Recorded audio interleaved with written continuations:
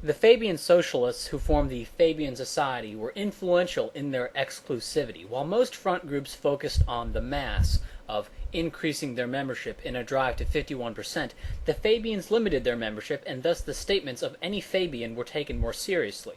Members of the Fabian Society included George Bernard Shaw, H. G. Wells, Annie Besant, Graham Wallas, Hubert Bland, Edith Nesbit, Sidney Oliver, Oliver Lodge, Leonard Woolf and Virginia Woolf, Ramsay MacDonald, Emmeline Pankhurst, and even Bertrand Russell. In Britain at the time, it was said of someone, "He's such a gentleman, he must be a Fabian."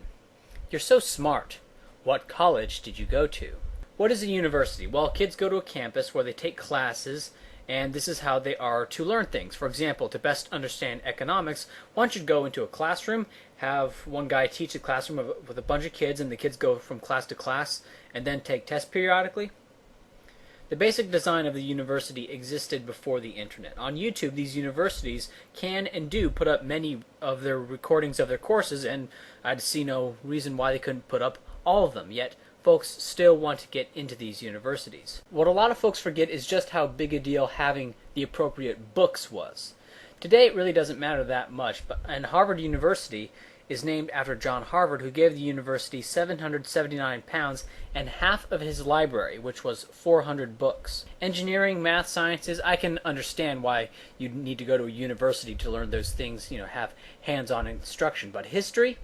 Why would someone who went to Harvard know more about history than some history buff who spends a lot of time on the internet looking up history? Hell, my guess is the history buff probably spent more total time reading more content than the Harvard grad. Of course, it depends on the history buff and it depends on the Harvard grad, but the history buff was certainly more free in his studies. Oh, but you see, these universities have access to exclusive journals where the secret truths are revealed. Fabian bullshit. Academic historians and economists don't have access to any special information, and the School of Economics that has empirically predicted the current collapse long before it was cool was not the neoclassicals, but the Austrians. If they had some special info, they would have some special insights, but they don't. Instead, we get these insightful books such as Freakonomics and The Black Swan. I swear, it's like the daytime television of economics. What's my point?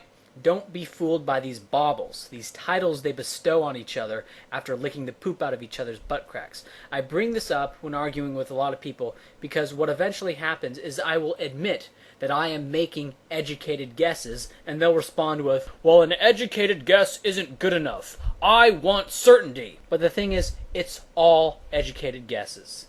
The fact that something's in a textbook means it probably undergoes less scrutiny than if it were just an idea presented to you as one man's argument, which is what it really is. It's a guild, it is backward, and it is grotesque.